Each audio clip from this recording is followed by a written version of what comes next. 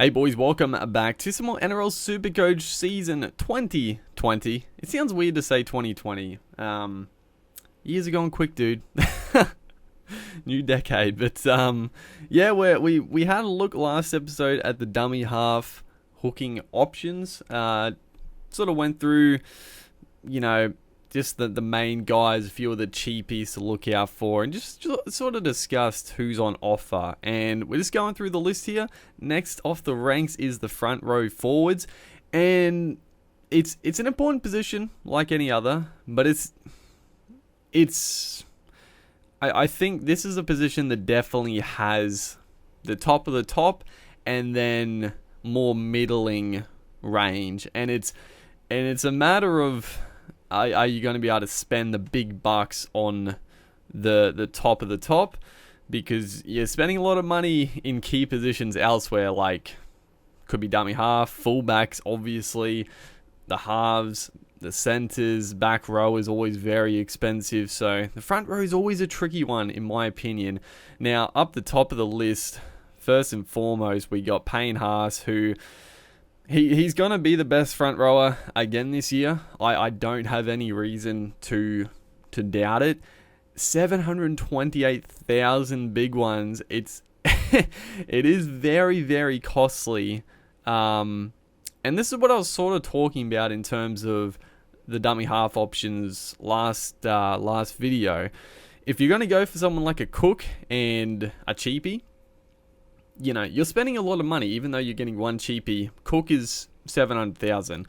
If you're going, which, like I was talking about, I could go Coruscant, or Friend is not a bad option. If you're going to go one of those guys, you're saving 300, 400,000, and it would make getting a Payne Haas much easier.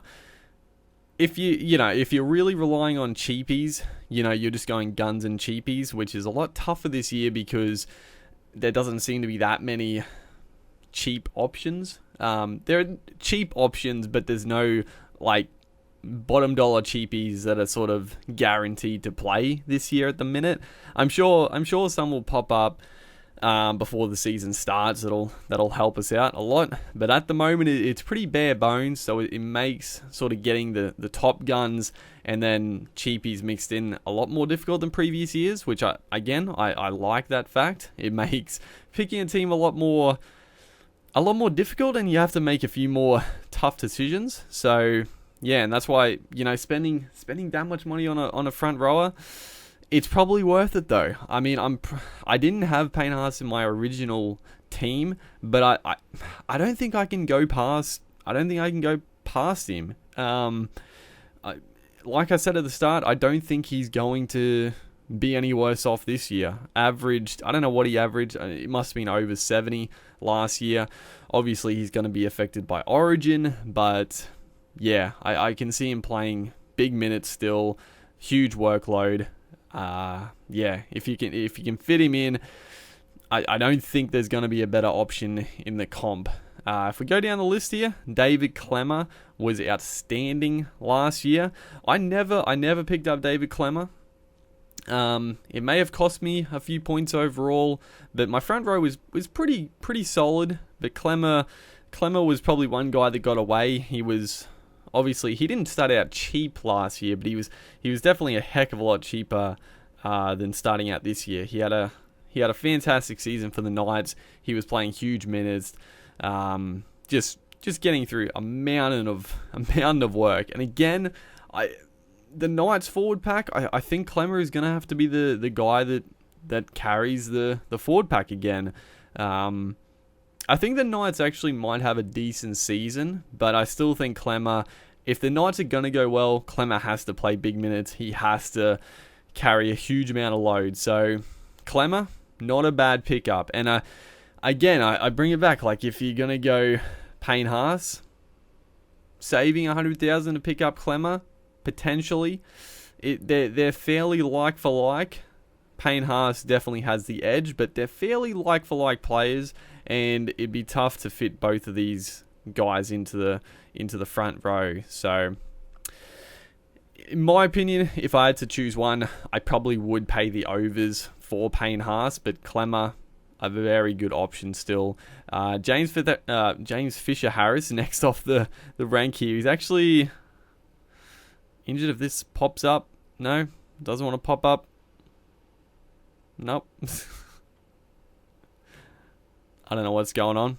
The site's been a bit laggy. I guess I have no idea. But apparently he's injured. I actually don't know his injury. But it's a little bit annoying. Why is it not popping up? But regardless, Fisher Harris. I had Fisher Harris last year for a little bit. He actually burned me because I got him in and he started going poorly. I traded him out and then he started banging out big numbers again. He is good. He does have the dual second row and front row positioning, which is pretty important. It's not like a huge deal, but it is fairly. It can make a big difference to have those dual position forwards that you can switch around if something happens or trade him out for someone in duels. Like it can have a big difference. So that's definitely a factor as well. But personally, he did have a great year, but he was up and down. Overall his average would have been very good, but I don't know. I always get a bit worried because every time I watch Fisher Harris, he can have these games where he just like he always makes a lot of tackles, but there's games where he literally just plays as like a second playmaker. He plays that old James Graham type role where he's just passing out the back or passing to a second forward. There were games where he would take the ball under his arm and just run. And then the next game he would come out and run maybe 5 times in the game and pass at 20. It was very infuriating, and that's why I'm not going to go with Fisher Harris. But again, he's a gun. If he just honestly, I don't think he should be a guy that does much ball playing, in my opinion, in real life NRL. Not even to do with Supercoach. I think he's better if he just goes hard at the line and maybe pops an offload. Him ball playing before the line, I really don't think he's that good at that, and I don't think the Panthers need that from him. But yeah, half the year he was doing that, the other half he was just running. So I don't know. I don't know what dictates it, but if he starts out the year like he can, again, he's one of the top echelon of front rowers for sure. Then we move on to Addin Fonua-Blake, who. He was my absolute trump card last year. I pretty much had him for the whole season. He did miss a bit of a chunk here and there, but I had him, basically from the get-go, and he was massive. He was so good for me. He was a try-scoring freak. He was playing big minutes, huge work rate. The injuries were the one killer. It kept killing me. Him going off injured and whatnot, but overall he had an outstanding year. Again, he's got an injury concern. I think I saw this before, and it was expected to be back round 1 or 2, I think. But he was definitely injured quite a bit last year, so I'm not surprised. I think Addin Fonua-Blake, he's not a bad option for later in the season, in my opinion, but probably from the start, I wouldn't go for Addin Fonua-Blake, just because I wouldn't be surprised if he starts the year a bit slower, gets into his work, has a few quiet games, hopefully the price drops, and then you can pick him up a bit cheaper, because I think a fully fit Fonua-Blake, he's top echelon as well for sure, but yeah, you can't fit them all in, unfortunately, and I think Fonua-Blake is a guy you'd probably steer clear from the first few rounds, in my opinion. Then move on, Josh Papalii. Again, a very, very solid player. He started the season pretty slow last year. He finished tremendously, but he did start fairly slow. He went down to a fairly cheap price, and then he had the Origin, so he wasn't very well owned, but he finished the year very strongly, so he's starting at a hefty price again. I won't be going near Papalii, but he's just a solid performer, and the Raiders do heavily rely on Papalii. Matt Lodge, I'm actually surprised he's at 600k. I know a couple of years ago he was like one of the absolute must-haves. He started really cheap and he just banged out 50, 60 points every week. Last year, I don't really remember. He obviously scored pretty well, but I guess because he's overshined by Payne Haas so much. Like, Haas is scoring 70, 80s. Lodge is probably getting like a good steady 50, 55 every week. But yeah, I don't know. I'm surprised he's so expensive, but he obviously scored pretty well. But yeah, I wouldn't be going there. Then we move a couple. I'm not going to go through every single player, obviously, but two guys here. Now, one of them, I actually don't have any of these guys on my team, as you can see. But two guys here. Actually, we'll talk about three. Marty DePauw, Andrew Fafita, and Tevita Pangai Jr. So I've got Pangai Jr., I've got Andrew Fafita. Pangai Jr., dual positions, front row, second row, and it's obviously Gillette retired. Unfortunate news there for Matty Gillette, but Pangai Jr. surely gets that starting lock spot. He has to be on the field, and I think either edge back row or at lock is Pangai's best positions. And at $540,000, I think Pangai is an absolute must-have in the front row. I think he is. Obviously, if something happens and he starts on the bench for whatever reason, I don't know. Obviously, we'll have to look at team lists and all that. But I would assume he's going to be starting at lock or in the back row. But I would imagine Glenn, Fafita in the back rows and the Pangai at lock. So Pangai is just a must-have, in my opinion. The one, well, a couple of little concerns. Pangai, obviously, he is notorious for getting suspended, for one. I never really make decisions based on possible suspensions and injuries. I think it's a fool's gambit because anything can happen. One of the most consistent guys can break down and be out for the season with injury. So I really don't go off like injuries and suspension risk. Obviously, if someone's coming back from like a really serious injury, you might hold off if they're a bit slow to start. But I wouldn't not be getting Pangai just because he's been suspended quite often. But the other issue is that he's not.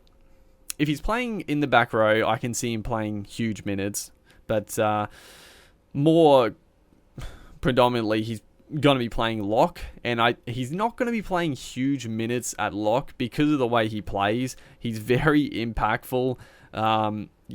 First 20, 30 minutes, he puts everything out there. He's absolutely gassed when he's done. Like, he's trying to get in everything, and he can score nearly 60 points in that 30 minutes. But he's not going to be playing, unless he changes up his game a lot. He's not going to be playing 80 minutes or like 70, 80 minutes at lock. But with his impact, the offloading, the tackle breaking, he's not going to be making 40 tackles a game, but he's going to be bulk runs or bulk scoring in the offloads, try assists, tackle breaks, all the attacking upside. So I think Pangai Jr., for me, maybe not for you guys, but for me, he's a lock-in, absolute lock-in. Obviously not affected by Origin. Again, it's a plus. Andrew Fafita, I've got him in my team for now, just because he's so cheap for what Fafita can do. Obviously, he's got this injury, like he doesn't have cartilage in his knee or something like that. It's something pretty wild. I don't know, like, I don't really think it's something that is like could get worse per se. I mean, obviously there's probably a chance it could, but I think it's more just it probably causes him some pain and some issues during a game and stuff. That's why he was a bit down last year. But for what Fafita can do, and the fact there's no Paul Gallen, Fafita was averaging pretty low minutes last year. He was playing only like 50, 55 minutes, sometimes even less. Like, I don't know. I think, again, for that price, it's hard to go past. But, I do want to get Payne Haas into the team. And can I afford to have Pangai, Fafita, and Haas in my front row? That's pretty expensive. So I could trade out Fafita for Payne Haas and make money elsewhere, or I could go with two cheaper options in Fafita and Pangai, who both have the potential to score as well as Payne Haas on their day, probably even more, honestly. So yeah, I don't know. It's tough to go past such value, in my opinion, because Fafita in the past has been such an absolute gun. So yeah, it's tough. And then who was it? I was going to talk about Marty. So Marty also is starting pretty cheap, but this has sort of happened the last couple of years now. Marty Tapau started about 550, around 550,000, and I always feel like that's a massive unders for Tapau. And then for some reason he doesn't play like massive minutes, or he hasn't for the last couple of years. When he's on the field, he's scoring very well, and he can bang out 80 plus very easily. But then other games he just gets 50, 55. Doesn't play huge minutes, and yeah, and a big reason for this is the emergence of Adam Fanua-Blake. I think Fanua-Blake has sort of taken some of Tapau's minutes. They don't have to heavily rely on Tapau. So Tapau has sort of just been around this price, and I was very tempted again, but I think this year I'm not going to go with Tapau. I've pretty much gone with Tapau my whole time playing Supercoach, because he's just a monster. He can offload it better than anyone if he wants to. He's got the work rate. He's got the try scoring ability. He's just a beast. But yeah, I mean, he doesn't burn me. Like, I think if you go with a Tapau, you're going to get 50, 60 points every game, which is fine. But I think Fafita and Pangai, and also the other guy I'll talk about quickly, Taukei'aho, he's sort of in and around Pangai and Fafita, but the only issue I have with Taukei'aho is the Roosters forward pack is still very stacked this year, so it does worry me going Taukei'aho just for minutes. Like, if Taukei'aho was playing big minutes, he would be top echelon with the best of them, but yeah, it just worries me with the minutes for the Roosters forwards, because they have such a stacked forward pack. Yeah, I think it's a bit of a gamble. But Taukei'aho also, these three guys, Fafita, Pangai, Taukei'aho, I think they're probably all on par, if not a better value proposition as Tapau. So I would go all those three guys over Tapau, and then you've got your more, and honestly, probably the only, like these three guys, and then honestly the only one, Payne Haas and probably Clemmer to start the year, I would say are better at the moment. Adam Fanua-Blake, if he wasn't injured or whatever, I would probably say he is as well. Papali, he can score huge, but also I wouldn't say he's that much better than a Fafita or a Pangai or a Tapau even. So yeah, a lot of options in the forward pack, and then you get down to some guys that are pretty darn good. I mean, Solomona, if he played bigger minutes, and honestly, a bit of a smoky Solomona could be. If you had a bit of a gamble on Solomona, he's got the potential to be an absolute superstar in Supercoach. Craig Bellamy obviously doesn't like to over-exert Solomona because he's a huge man. And, I mean, the Stormers forward pack is very strong, and they don't need him to play huge minutes. But if Solomona played just 10, 20 minutes more, he would be incredible. I mean, just the impact he has is unreal. He's not that cheap, but if you took a little gamble on him this year, potentially, I mean, he's still so young. Like, surely in the next couple of years, he is going to start playing bigger and bigger minutes, because, I mean, for the Storm to be at the top still, I think Solomona needs to be on the field as much as he can be. He's just that impactful. And then, Jesse Bromwich fallen away pretty badly. He used to be one of the absolute tops, but yeah, I don't know, age just sort of got him. James Graham, fairly similar. And then if we go down, Braden Hemlin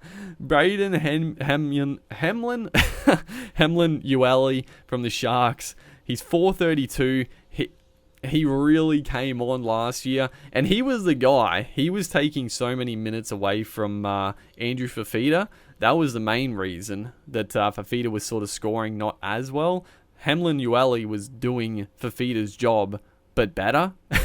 He would come on in like the 25th, 30th minute, and then play the next 30, 40 minutes and just absolutely rip in and just destroy teams. So, yeah, I think Ueli is still starting on the bench. He's a guy I'm definitely keeping on the wish list, so to speak, keeping him in the little check me later tab, because if he gets a starting spot, which I don't think he is, but if he does and he plays just a few more minutes at 432, he could be better value than a Fafita potentially, because he's an absolute weapon, dude. Ueli is an absolute weapon. Another guy here. Probably talk more about Trent Merrin in the back row. But Trent Merrin, he's one to watch out for as well. He's at 408k, which again is not cheap, but for what Trent Merrin can provide, it is definitely a lot under what he can be. So he's a guy to watch out for. Go down the list. Nothing too much is really taking off. Oh, the absolute saddening one, dude. This one's working. I don't know why the heck the other ones weren't. Ryan James. I've still got him in the team for now. Obviously, I'll have to trade him out. But boy, oh boy, Ryan James. He was 354. I could actually just go Ryan James to Ueli for a bit of a punt there. But Ryan James, he was a lock-in. He was an absolute certainty for everyone's team, surely. But he's done his knee. They were talking that it might not be an ACL. I don't know the absolute latest, but yeah, terrible news for James. He's had the same injury pretty like the last 5 years. I don't know how many times he's done it, but it's been it feels like every season. So terrible news for him, and terrible for Supercoach as well, because he was an absolute certainty at 354. I mean, he's a guy that averaged 60 points easily. So yeah, huge news there. Then we any I'll go down to like the cheapies. Are there any cheapies? I've got Emrah Gula in the side for now, just as a bit of a cheapie. He's got the potential to be a very, very good player. I don't think he's going to get huge minutes, but he's a guy to sort of look at the Raiders. If he gets more minutes, he's very, very, very good player. Who else have we got down the list here? Peter Holler, very, very good potential there at the Cowboys. Probably not. Don't know if he's in the team, but he's definitely a player of the future. Spencer Leniu from the Panthers. Seems like he's going to get that bench spot for the Panthers. Again, I don't think he's going to be playing big minutes, but a definite talent for the future. Who else have we got? I don't think there's any real cheapies in the front row.